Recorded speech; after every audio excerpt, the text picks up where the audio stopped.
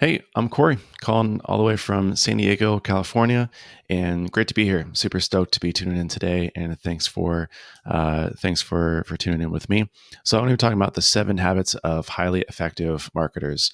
Sort of a fun concept I came up with, and so super stoked to go through basically all the things that I recommend for other people to level up their skills, and a few I think that will surprise you and be really informative for you. So a little bit about me before I get started here.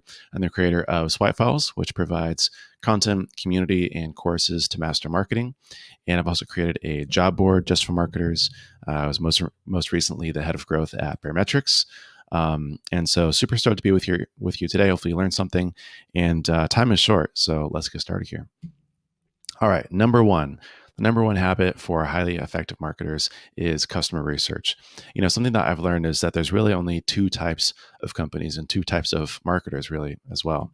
There are those who guess, and there are those who do customer research. And guessing is not a good strategy. In fact, I should say it's a very bad strategy. But to be honest, that's what a lot of people do. They kind of go with their gut. They just go on a whim. They think they know what's best for their customers, right? It's the old kind of Henry Ford cliche of if my customers ask me what they wanted, or if I asked my customers what they wanted, they would ask for a faster horse, not a car. That's not exactly true. So my challenge to you is to ask you, how well do you really know your customers? I feel like a lot of the issues of today's marketing and companies, and you think about concepts like product market fit, getting funding, traffic, conversions, it really all comes back to how well do you know your customers. It can be a huge competitive advantage. And I'm not talking about the bland, made-up kind of personas that you might have put together between meetings. Do you really know your customers, like personally, on a personal level? Have you talked to them? Do you chat with them? Have you gotten on a phone call with them? Do you know what their hopes and dreams are? Do you know what they struggle with, where they hang out online, what they need help with? This is stuff that you can't just kind of like fill in the blanks of, okay, here's Marketing Mary or James Choi, and here's his main roles. Here's what he cares about. Like, no, you got to actually know your customers. I'm a firm believer personally that your customers will tell you everything you want to know and what you need in order to build, how to charge them, what to say, which channels to invest in. You just have to ask them. Right? Your entire marketing strategy will be revealed to you by your customers if you just get on a phone call with several of them. It can be a huge advantage as well because you'll know things that your competitors don't, and you'll even be able to anticipate the needs of your customers as opposed to always reacting, right, and looking at what your competitors are doing, or again, just guessing, right, which is not a good strategy. It's a very bad strategy. A lot of people think that Airbnb had a rocket ship growth from the very beginning. They just kind of like started up this thing, joined YC, and then it was, the rest was history. But it's not true. In fact, what a lot of people don't know is that they launched it and they worked on it for over a year without getting any traction at all. It's just the same user base, basically no growth. And then they got accepted into Y Combinator, Silicon Valley's most famous startup accelerator. And one of the very first questions that Paul Graham asked them was, who are your users and who really are your users? They didn't know. They couldn't answer that. But they did notice that for some reason, I think with the help of Paul Graham, that they had a lot of users in New York. And so they flew over to New York City, pretended to be photographers. And then while one person would take photos of the Airbnb to make it a better listing, the other would sit down and ask the host questions and ask them how they use the platform and got feedback about how it was going and what they can do to improve it. And that was really what kicked off their growth as they learned things that made a huge difference for them. Namely, that actually, ironically, great photography was really key to conversions on listings. And so that's what they invested in from there on out. And there was a whole bunch of other things that they learned along the way, again, just by talking to their users. And so then every time they got stuck or they had a question or they just kind of felt like there's too many unknowns, they would fly back to New York and talk to their power users, their customers. And they don't talk about it very much, but they attribute those trips and conversations to be able to find product market fit and eventually get traction. Mike Volpe, the previous CMO at HubSpot and now the CEO of Lola.com, he tweeted this out pretty recently. And it's one of the best practical ways I've seen for implementing customer research for the whole company. He says, one of my favorite meetings we have at Lola.com is our voice of the customer meeting. So sales summarizes why they're winning and losing deals, and product and engineering listen and ask questions to understand. And I love this because it covers the positives and the negatives. It's super hard for sales to talk about why they're losing deals. And it's super hard for product to hear about how the product is falling short or why it's not good enough or what the missing features are. But it's absolutely invaluable data, right? You need that. It's also powerful to review why sales is winning deals and who they're winning up against, and what customers are saying was the differentiator, right? And the thing that got them on board, and how the product is succeeding, what it can do that other products can't, right? And how you can position it so you can double down on those things. You basically want to create a feedback loop, right? So between you and your customer and your product, that's consistently and constantly collecting and analyzing data, right? So it's refining, getting closer and closer aligned to your customers and what they need and what they will pay money for. In fact, the shorter that feedback loop, the better as well. So the more and quicker that you can collect feedback on the product from your customers that you can implement, the better off you're going to be. So my advice to you would be to get on the phone with 20 of your best customers, get to know everything you possibly can about them. It's not an interview, it's just a conversation. Record it, transcribe it, and there will be a lot of golden nuggets in there. Best marketers know they don't need to know about the latest tactic or the latest tool or the latest channel. They know about people. They really double down on people. Every single marketer know. It's not that the best marketers are not experts in HubSpot. They're not experts in Facebook ads. They're experts on how to market to people using those things. You don't need another tool. You don't need another freebie or to download another thing. You just need to understand your customers better. And talking with your customers is the cheapest and the fastest way to get better at marketing. You'll have all the secrets you need, again, for pricing, for what kind of triggers, life events, benefits, alternatives, expectations. You just have to ask the right questions, and you just have to actually ask those questions as well. Habit number 2, positioning. What is positioning? April Dunford says that marketing can polish a turd, but positioning can turn turds into fertilizer. And I feel like this just perfectly encapsulates what positioning is and why it's so useful. It's all about who it's for and what it's for. You know, there are 2 questions that people don't ask enough. One is, why should someone care what I have to say, speaking for the product? And 2, why should someone choose my product or products over an alternative? Whether it's on a landing page, a sales pitch, a demo, or even a casual conversation, too often marketers just jump straight into the features and how it works and listing these vague benefits and talking about how much VC money they've raised and their amazing company culture. And it's like, who cares about that? You know, you see all these crazy headlines on landing pages these days, like we use machine learning to increase ROI, or, you know, our next gen technology blows the competition away, or, you know, it's just like all these vague headlines that kind of like make your head tilt. And you're like, I don't really know what this is or who it's for or why I should care about this. And it sucks because visitors don't turn into leads. Leads that you do get don't turn into customers. And those customers don't turn into advocates for you to make your life a lot easier. And that's a huge problem because you'll likely only get one shot with the majority of the people visiting your website. And you've only got your lead's attention for so long. And there are probably hundreds of other software products and services just like yours fighting for the same attention, right? It's a red ocean out there, right? There's very little blue oceans. It's a very competitive landscape here today with B2B SaaS and with a lot of the other products and services that people are offering to businesses. You can't afford to waste these opportunities. And so when a channel doesn't work, when leads aren't converting, when you're having issues with your marketing funnel, the issue usually isn't with the channels, the leads, the funnel. It's with your offer. It's with your positioning. When you have great positioning, when you've struck a nerve, when you've really positioned yourself well, people are immediately hooked when they land on your website, right? You can make strangers feel understood and appreciated and compelled to keep listening to what you have to say and take action. You stick in people's minds, right? You're remembered. You're associated with something according to what people want or pain that they're experiencing, right? And so that way people don't leave you to another day. They take action right away, right? You're always in the back of their mind, ready for when the right moment appears. People immediately understand what you do, how you can help, why your product is the best solution for them. Maybe even the best kind of litmus test of all is that people can accurately describe what you do to other people, right? If they can distill it and understand it and then tell it to someone else, then you really know that you have great positioning. And this is really hard. I mean, it's not an easy thing here, but it works. This is ConvertKit's MRR growth and their total ARR. And they published all their metrics publicly here. So I just literally grabbed right before this the latest ARR metric here. But they decided really early on that in order to grow, they need to really focus in on a specific type of customer. They need to position themselves for someone and for something in specific. And this revenue chart really nicely illustrates the point in time when they decided to position themselves as the email marketing software for creators.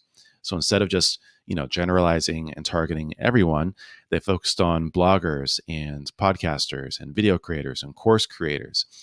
And as you can see, they've had some amazing growth, right? $26 million in annual recurring revenue. Clubhouse, the software project management software, they knew this from the beginning as well. And they actually went to market as the project management app for software development teams. They're also doing very well, had really nice growth, right? So they've only focused on software engineers and product managers at tech companies. And now instead of just, naming off your usual project management features, which are a dime a dozen these days, they can talk super specifically about features built just for software teams and how it helps them specifically with their workflows and streamline their processes. UpLaunch built a marketing automation platform just for gyms.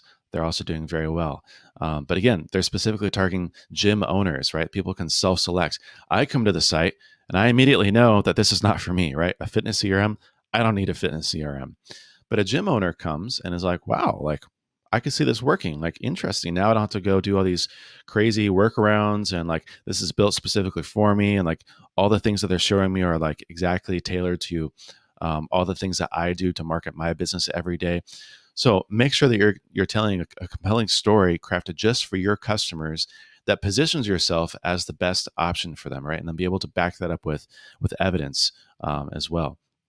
You have to be able to make sure that people understand why you are the best solution for them. And if there isn't a story there, right, then you have a problem with the product. But normally there's some sort of unique advantage, right? And there's a really simple process. I highly recommend going through April Dunford's Obviously Awesome, who I quoted in the beginning here about turning turds into fertilizer. But these are some of the major steps that she takes people through, which is one, you form a positioning team. So there's the old saying, the best way to kill something off is through committee. And so you need to just have like a handful of people you can trust to go through this with. Let go of your old positioning baggage. You don't call yourself a CRM anymore. Just try to start with a blank slate, essentially. Understand who loves your product. Again, who is this for? Also, list your true competitive alternatives, because competitors can also not be, it's not just other software products. It's also interns and people and spreadsheets and custom software, right? It's not just other companies. Isolate the unique attributes and the features, right? So what does your product truly do that's different and that's unique and that you have an advantage for? Map those features to value. So what does that unlock for those people who you specifically targeted, right? Whether it's creators or software development teams or fill in the blank. And then find a market where kind of frame of reference where you win, right? So is it marketing automation? Is it a project management tool? Is it email marketing software, right? You need to have something that gives people a way to think about you that makes things a little bit more clear. Okay, number 3, copy pasting instead of copywriting. Let me explain what I mean about this. There are two main tools that you can use to write really effective copy. One is what other people have already said or written, and 2 is to use really proven formulas. I hate starting from scratch. I hate making things up on the fly. Copywriters are not, it's not about wordsmithing. It's not about coming up with these really funny quips or these really strong headlines. It's about using what other people have already said and using formulas that are going to clearly and concisely communicate what you want to.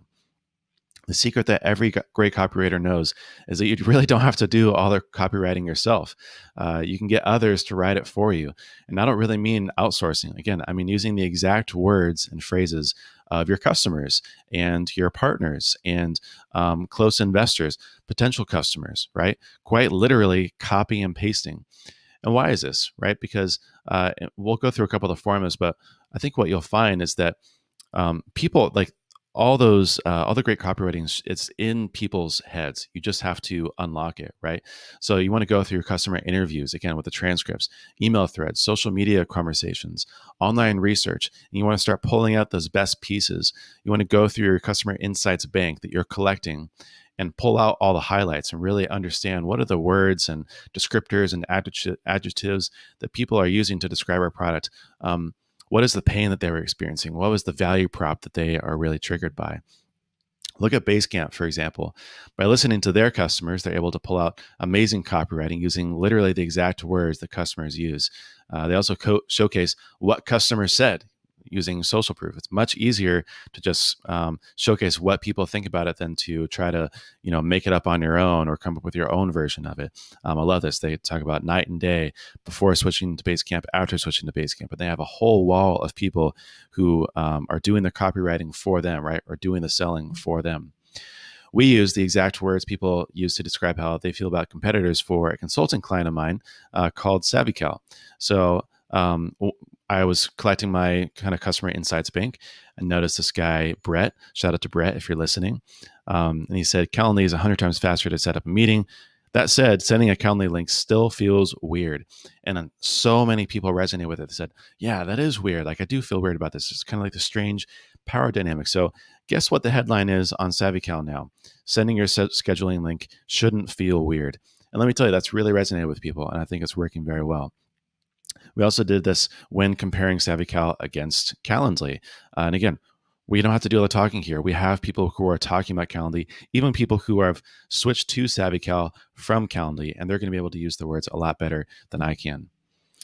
Unwritten taboo is something that I never could come up with myself, but thankfully a customer offered this up on the Product Hunt comment when we launched. He said the almost unwritten taboo of scheduling links has led me to apologetically asking if people are okay with me sending it.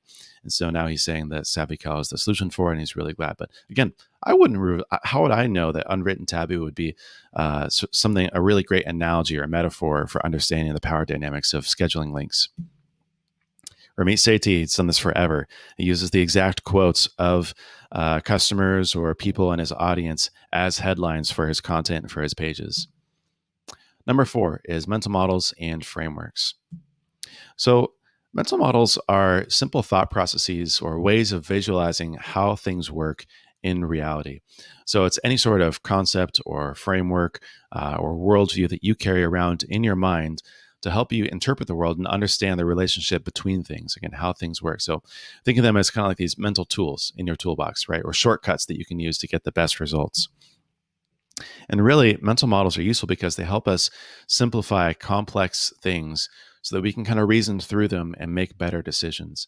And that's really the crux of doing your best work as a marketer, of being strategic, of being able to think for yourself and be creative, is making better decisions repeatedly and avoiding bad decisions as well.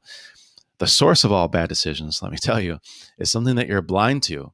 So the only way to eliminate the blind spots is to change your perspective, is to zoom out, is to look at things through a different lens.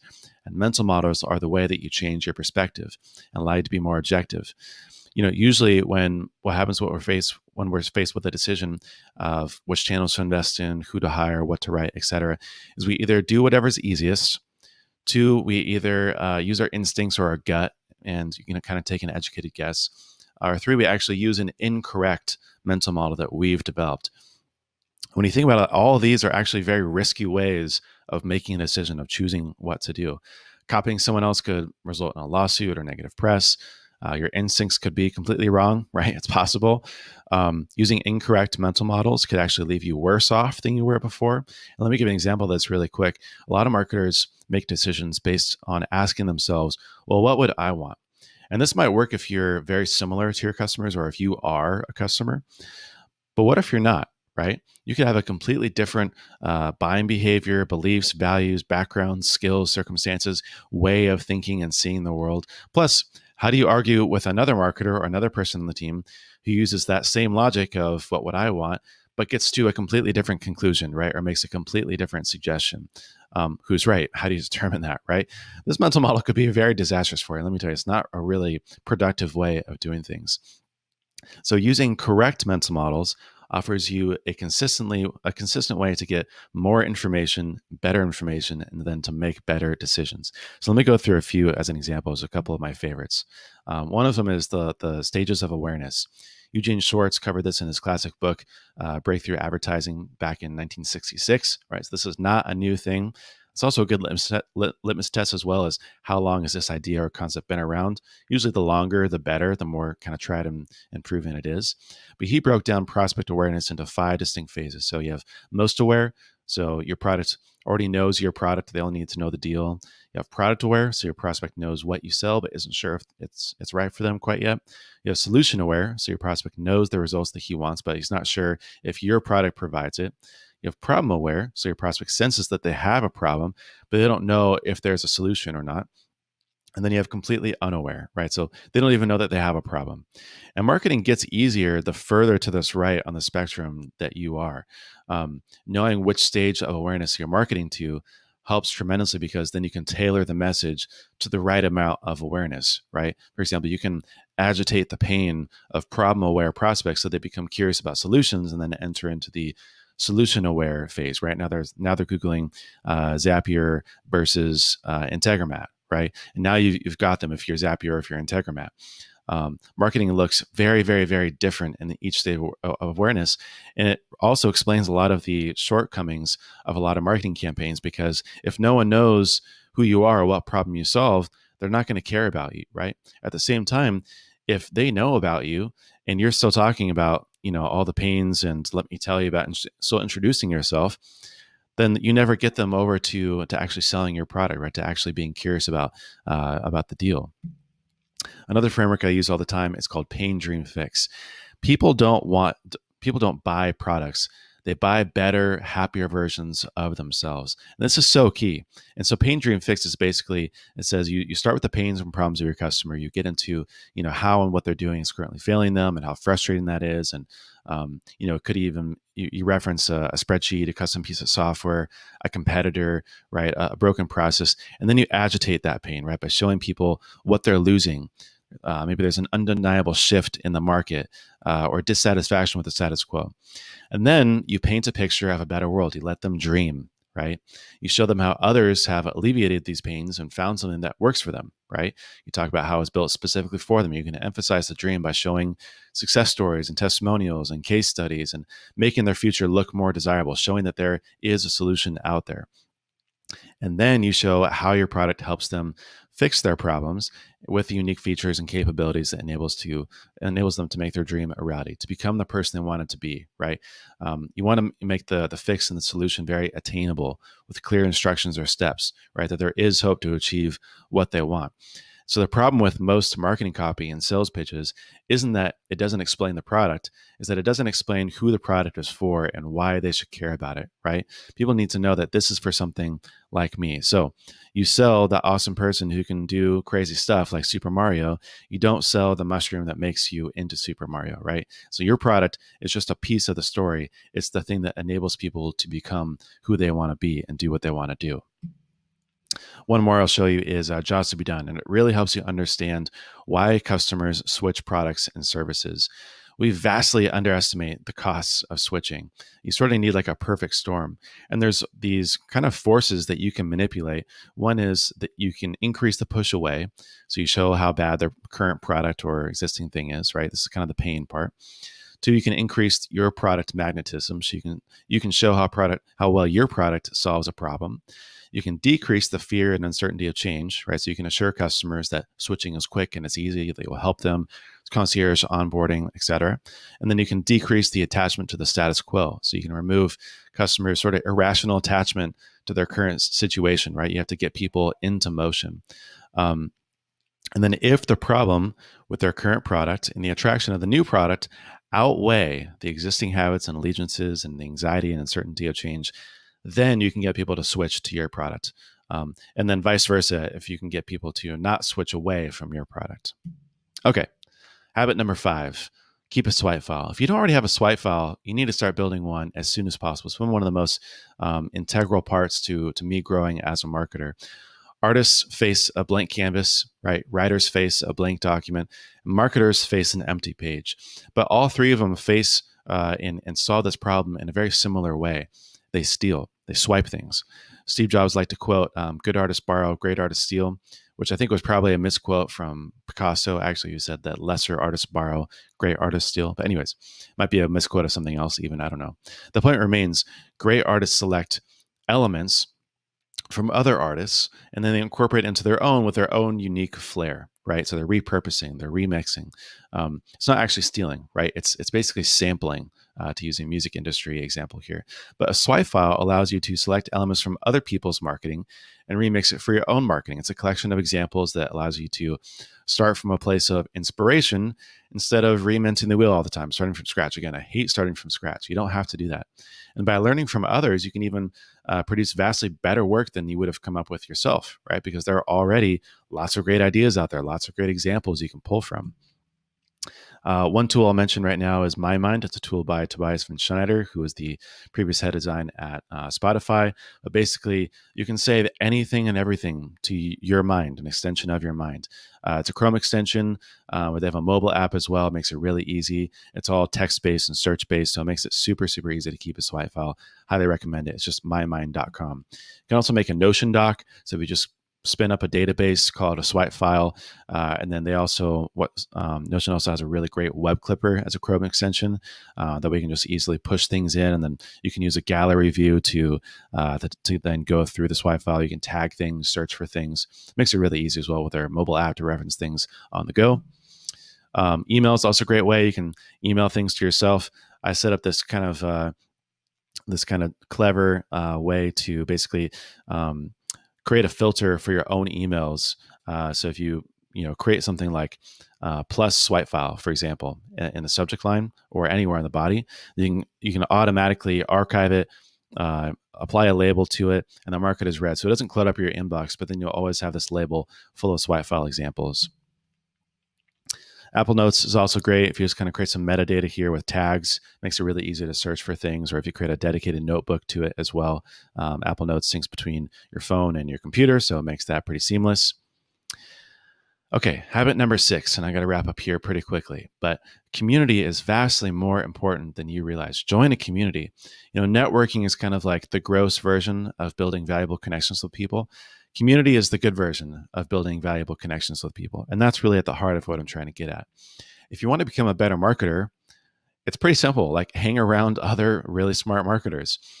They say that you're the average of the 5 closest people around you. So get close to the smartest minds in marketing, and then you're guaranteed to level up, right? You can learn through osmosis, get feedback on what you're working on. You can brainstorm challenges, get your questions answered.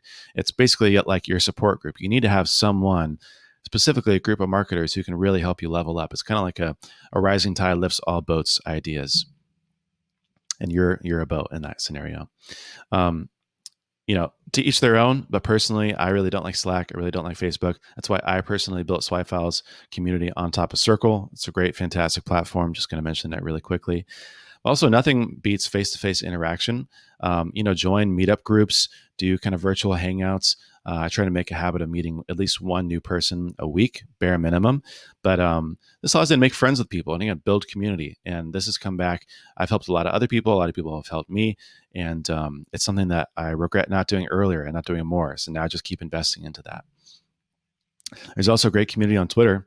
If you follow hashtag marketing Twitter, you can find lots of great people to follow, to engage with, interact with, get to know, make connections, hop on a Zoom call. It's a fantastic community here on Twitter. Okay, and seventhly and finally, borrow other people's audiences. Everyone always tries to build an audience from scratch. Again, I hate starting from scratch. The best marketers know that you can borrow other people's audiences. The biggest determining factor to building an audience is making the right connections. Getting people who don't know you to know you and pay attention to you, right? It's not trivial. It's pretty hard. It's kind of a chicken and egg problem when you're just starting out, especially. It can be slow and grinding work, lots of experimentation, right, to figure out what it's going to take.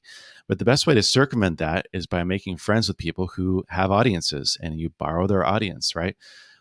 The goal here should be to always grow your own platform. So direct connection with your audience. You own and control your blog, your email list, your community, text message list, podcasts, etc. And the way you do that is through rented platforms. So social media, online listings, public profiles, community profiles, external publications.